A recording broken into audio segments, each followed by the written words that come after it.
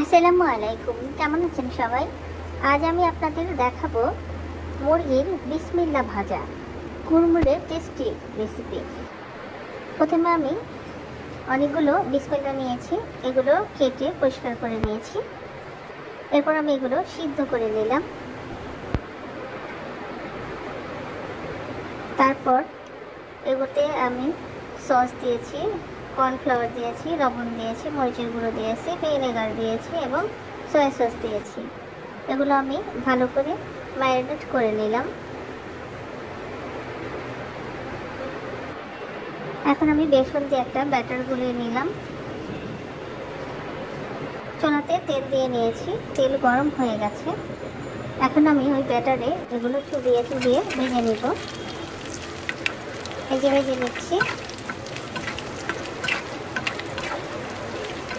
ডুবো তেলে ভেজে নিতে হবে যাতে ক্রিস্পি হয় এবং অনেক কুড়মুড়ে হয়।